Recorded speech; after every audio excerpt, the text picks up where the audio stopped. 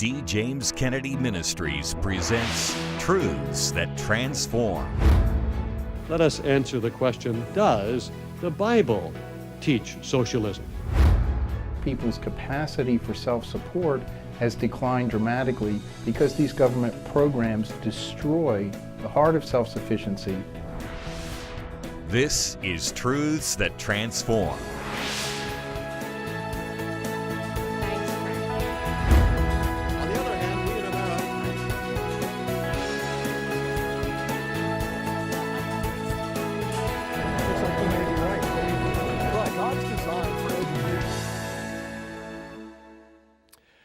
Thank you for joining us on Truths That Transform, a viewer-supported program of D. James Kennedy Ministries.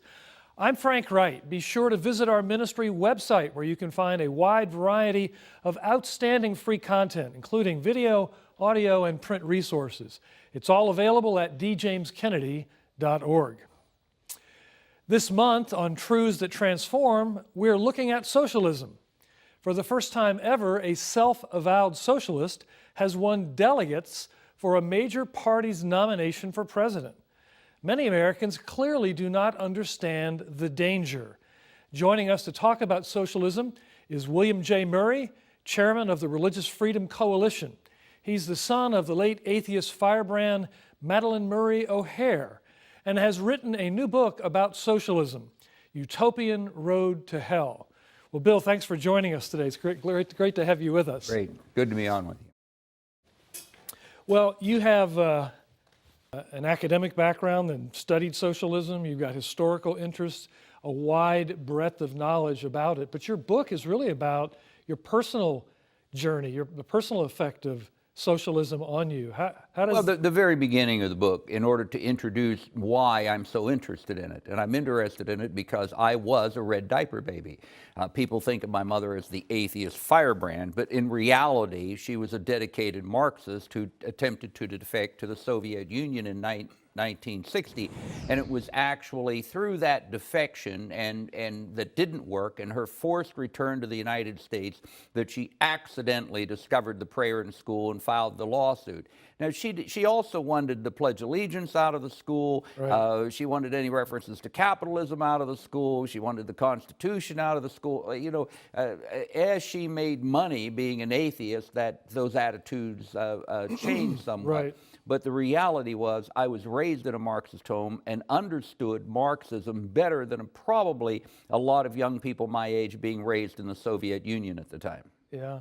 What's the defining characteristic in your mind that when you say it's sort of the sine qua non, the thing that you have to have for it to be Marxist socialism? What is that one thing? Well, number one, you have to have central planning because God's plan is free enterprise. God's plan, I work hard, I produce something, and primitively, I trade that to other people for what they need. Right. Today, we use money as an intermediate on that, but Sure. that was God's plan. It's in the Bible. It's clear in the Old Testament. This was God's plan for mankind, and it's mentioned in the New Testament as well. But in the socialist model, somebody not only decides what you're going to produce and when you're going to produce it, but also decides what you need. The key phrase, and Karl Marx used it, was from each according to their ability, to each according to their need. Mm-hmm. Keep in mind, it doesn't say want. Bernie Sanders isn't saying, I'm going to give you what you want. He's saying, I'm going to give you the health care that you need. Mm-hmm. I'm going to give you the education that you need. Is everybody going to get a five-star college education at the University of Virginia or at the University of California? Of course not. The government is going to decide who gets the free education and what level of education they're going to get, if at all. Wrapped up in this whole notion of socialism and its Marxist cousin communism is this utopian ideal. Tell us a little bit about where did that originate and how does that work itself out today? Well, we've seen other aspects of it that people don't immediately think of as utopianism. Germany's Hitler's Germany. was a utopian state. He was attempting to build a 1,000-year Reich that was going to be perfect for the German people. All he had to do was to steal from the Jews in order to finance it, take over the industries, etc. You had Mussolini, the same thing. The fascism, this is just another aspect of utopianism. And by the way, please, everybody should keep in mind that the true name of the Nazi Party was the National Socialist Party. Then we saw this again. We saw it in France. We saw it in ancient China. We saw it with the Pilgrims. People forget that when the Pilgrims came to the United States, they tried this first. They thought that they could form a New Testament type of government that they were going to be sharing. There was no private property. Right. Everybody would just work as hard as they could and only take what they needed. That was before Karl Marx. They starved to death that it had to go back to a free enterprise system. Not too many historians that are all about America and how great America is want to kind of report that angle of it. It didn't work in China when it was tried. And you go back to Sparta. Sparta failed. And the plan that came out, even Plato in his Republic and later the Laws admitted, yes, this would be the perfect system, but it probably won't work. What about the atheistic character? It's a characteristic of socialism. It's not just atheistic, it's antagonistically atheistic, yes? It is first of all, it's anti-religious, but it's particularly in its Western framework anti-Christian because Christ gave us freedom of the individual. We have freedom of the individual that came through Christ. And our rights come from God. Well, this is a problem when you're dealing with central planning and you need to control the people and you need to tell them, not only what their needs are, but what they're going to do. So the concept of God, the concept of having any authority higher than government has to be eliminated, particularly Judeo-Christianity. Yeah.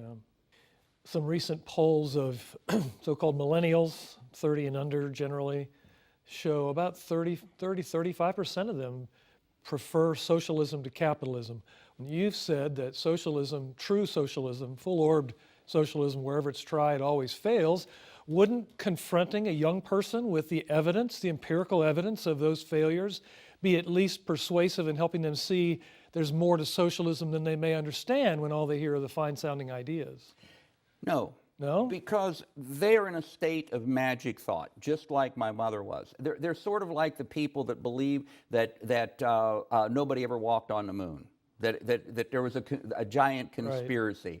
Right. That somehow some group, some organization, some unknown behind-the-scenes thing has managed to force socialism or collectivism or whatever you want to call it to fail.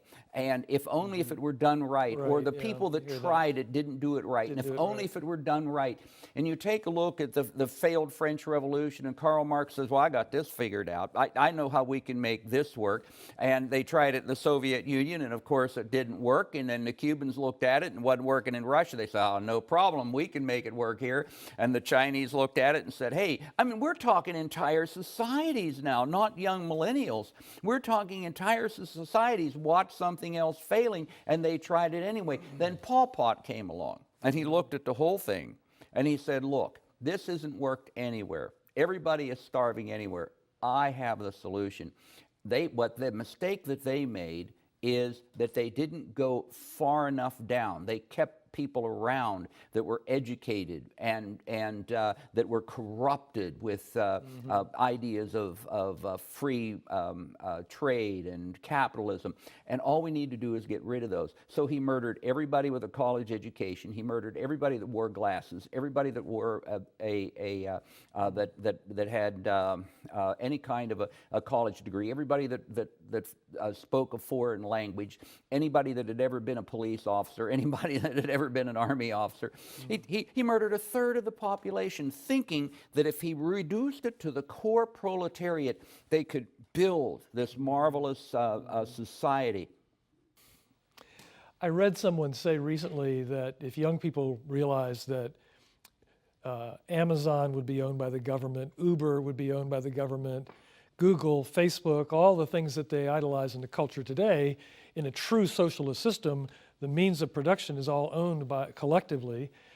That if they realize that they wouldn't like it, but there's something else that would be missing altogether. Yes, Google would be missing. Exactly. Uber would be missing.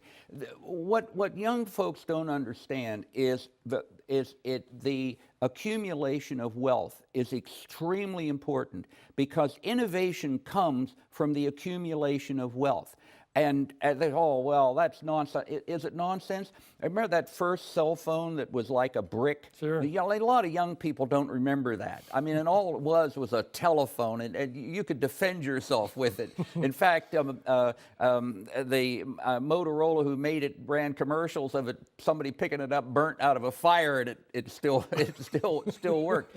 But here's the point. When that phone came out, it cost almost $1,000. It was just literally nothing more than a telephone. But there were people that were able to buy it because they wanted it and needed it, because they saw the productivity advantages of it. And that gave the people that manufactured that phone money so that they could innovate and produce more phones, cheaper phones, smaller phones, until we have what we have today. Well, Bill, thank you for joining us so much. It's been great having you here. Great, Beyond. Good. Pleasure. Despite the abundant empirical evidence of the dangers of socialism, it persists. Part of what has helped it thrive, especially in the Southern Hemisphere, is the mistaken notion that socialism is taught in the Bible. But as Dr. D. James Kennedy explains, it's simply not true. All the principles of the Bible point away from state-instituted, state-mandated socialism. Let us answer the question, does the Bible teach socialism? Now, whenever you hear people make that claim, they invariably will appeal to one passage, and that is the passage from Acts, the 4th and 5th chapter, dealing with Ananias and Barnabas. Barnabas, you recall, sold a piece of land and brought and gave it to the apostles, and then Ananias and his wife sold a piece of land, emulating them, but kept back part of the price and brought only a portion of it and lied about it. But they say that this passage contains within it all of the basic principles of socialism. Well, I would like to submit to you as a thesis this morning that not only does this passage not teach the principles of socialism, but that it countermands all of the various the basic fundamental tenets of socialism, and is an unparalleled broadside against the socialist ship of state. I do not see how one could have a more explicit repudiation of socialism that is found in this very passage. So we will go right to the citadel of that passage which the proponents of socialism claim to have found in the Bible, which teaches socialism, to see if indeed it does, or if it teaches, as I propose, the very opposite of socialism, its antithesis. Well, the basic concept of socialism is either that the state owns or controls property or the means of production. That is, that socialism basically denies the concept of private property. Well, what does the Bible say? In the Decalogue alone, the 10 Commandments, I think we have the repudiation of this. The commandment, thou shalt not steal, as virtually every theologian for 20 centuries has declared, is a divine guarantee of private property. I cannot steal something from you if you do not own it. Furthermore, in the Decalogue, we even have a command that thou shalt not covet thy neighbor's house or anything that is thy neighbor's. Again, a clear teaching of private property. But let's come to this passage that we have before us. Is private property repudiated, or is it taught? Notice what Peter said to Ananias. While this property remained, this land remained, was it not thine own? It is difficult for me to imagine any clearer statement of the ownership of property than that. while it remained, before you sold it, was it not your own? Did you not own it? Could you not do with it whatever you will? And even after you sold it, was not the money your own?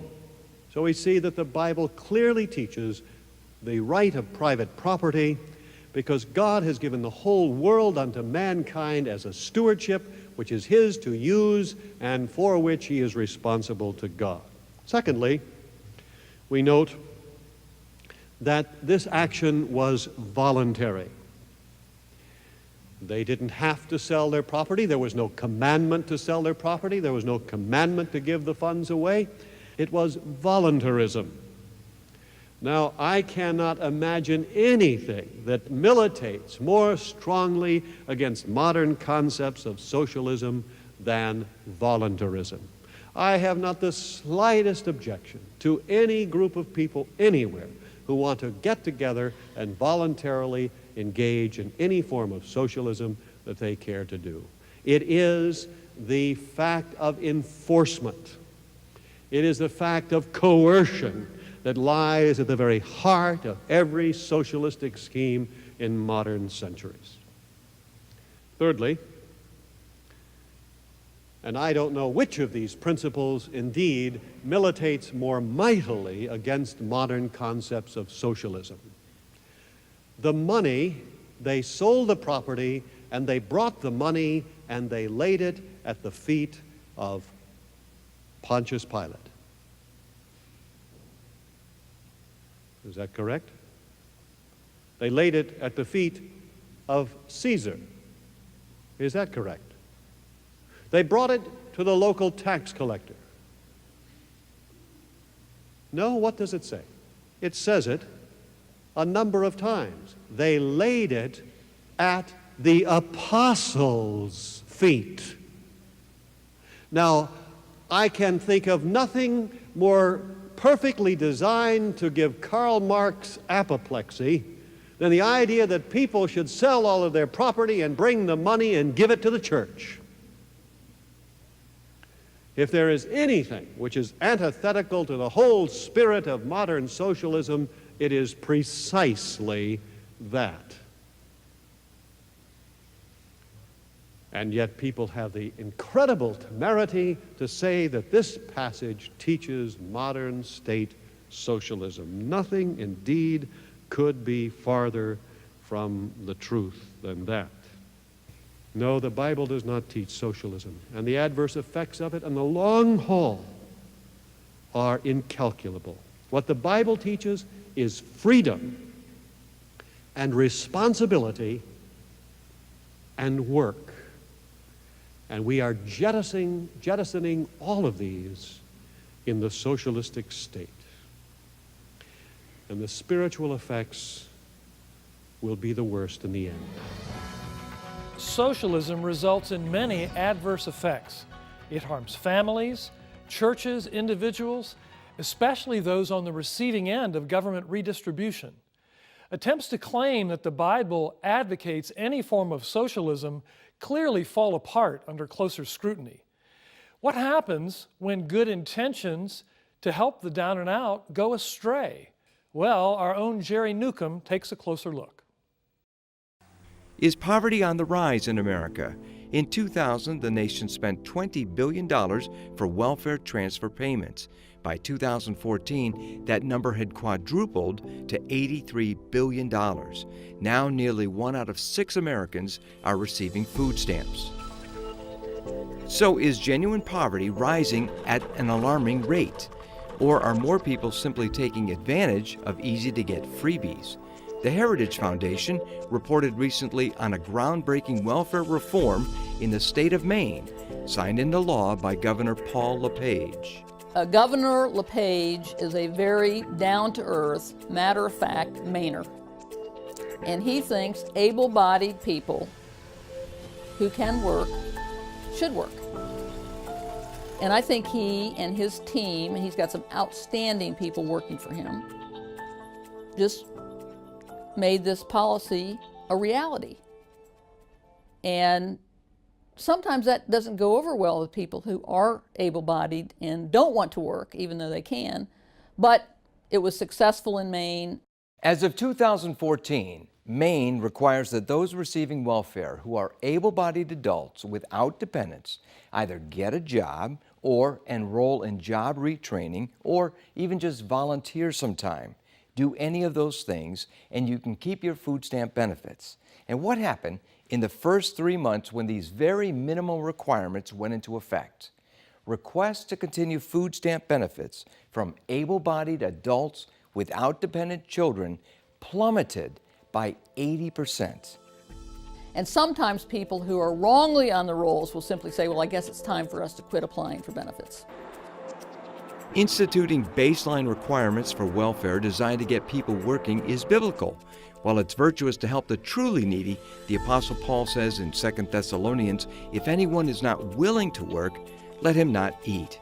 Creating needless dependency violates God's design for man and does harm. Most liberal initiatives from the beginning of the war on poverty under Lyndon Johnson on were ostensibly created to help the poor, but because they have penalties against work and very strong penalties against marriage, in fact, they push the poor further into a hole. And that's why we can have spent over $16 trillion assisting poor people since the beginning of the war on poverty, but poverty has not gotten any better at all, and in fact, people's capacity for self-support has declined dramatically because these government programs destroy the heart of self-sufficiency. All able-bodied Americans who want to work should be able to find jobs. And they should take those jobs. And if they take those jobs and they're at the bottom rung of the ladder, guess what? America is the land of opportunity. They can move up. The Heritage Study notes that if what they did in Maine were to be applied in the other 49 states, it would save taxpayers about $10 billion a year. Nonetheless, critics of welfare reform may wonder if it somehow deviates from the Christian ethic. I don't think that there's anywhere in the Bible that it talks about socialism being a better form of government. There is reference in the Bible that we should care for the poor, but that's us, you and me. We should make decisions in our own communities to care for the people around us that are less fortunate. Now, when Ronald Reagan was president, he talked about the need for the nation to have a safety net for those who could not take care of themselves. And that's an important consideration. But we should never confuse government's role with what the Bible says is our role, and that's to love our neighbors as ourselves and to take care of our brothers. As you've seen on this program, socialism is a dangerous ideology that harms people and contradicts the Bible, and yet it seems to persist, even sometimes under the banner of Christianity, and millions of young people are buying into it. That's why it's more important than ever for people to understand the truth about socialism. We have two resources that will help you understand it and share it with others. My very dear friend Jennifer Kennedy Cassidy is here to tell us more. Jennifer, welcome. Thank you, Frank. How could it be that socialism is gaining a foothold among America's young people? That a major party candidate could declare himself a socialist and win delegates? It can only happen because of ignorance. Ignorance of history and of the biblical teaching. A recent survey showed that many Americans under age 30 preferred socialism to capitalism. This should frighten all of us. That's why we want to offer you resources that will help you understand the truth about socialism and to share it with others. In a few weeks, we'll be airing a special program, The Problem of Socialism. And we want to send you a DVD of that program as our thanks for your generous donation to the ongoing work of this ministry. We need you to help us get the word out to the nation through our national television and radio platforms, as well as via the web and social media. Your generous donation will help us do just that. Simply write to us at Box 6085, Albert Lea, Minnesota, 56007, or call toll-free 888-334-9762, or go online to djameskennedy.org. We also want to share an easy-to-read book with you that summarizes the dangers of socialism and what you need to know about it better than anything I've seen. It's called 10 Truths About Socialism. And you'll not only want to read it for yourself, but you'll want to share it with your children and grandchildren. People under age 30 need this information more than anybody. So act now to make sure you get this book so you can put it into their hands. 10 Truths About Socialism. It explains how socialism's founding fathers rejected God, how socialism violates God's law, and how socialism goes hand in hand with tyranny. The book, 10 Truths About Socialism, is yours as our thanks for your generous donation. And you'll also want to get a DVD copy of our upcoming special, The Problem of Socialism. Simply write to us at Box 6085, Albert Lea, Minnesota, 56007, or call toll-free 888-334-9762, or go online to djameskennedy.org.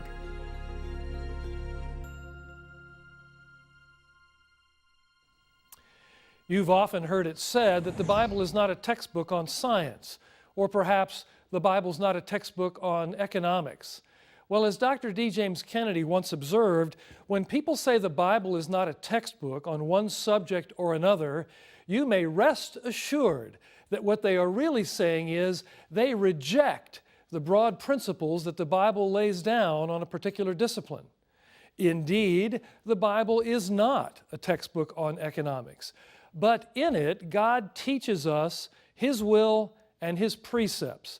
And the clear sweep of the Bible's teaching proves socialism to be theft and idolatry, cloaked in the guise of charity and benevolence. Socialism teaches that it's proper to covet another man's belongings and demand that some of them be given to you. Socialism teaches that the job of the state is to forcibly take from those with means to give to those with lesser means. In stark contrast, the Bible teaches that theft and coveting are deeply sinful, and that the government's legitimate role is one of protection rather than idolatrous provision and redistribution. Sadly, a generation raised to feel entitled sees nothing wrong with demanding other people's belongings. You can certainly blame our current political system for such attitudes, but you can't blame them on the Bible. The Bible is not a textbook on economics, but it has plenty to say about it. And what it says reveals that socialism is flawed, deceptive, and wrong. I'm Frank Wright. Thanks for joining us this week on Truths That Transform. We'll see you next time. Next week on Truths That Transform. Socialism is alive, though not well, in America. If we continue to do what Detroit did for 40 years, give people things they didn't work for, give them social programs, we can expect this to happen all over America. That's next week. Today's program is available on DVD for your gift to this ministry of any amount. Please call, write, or log on to our website today. This has been a production of D. James Kennedy Ministries.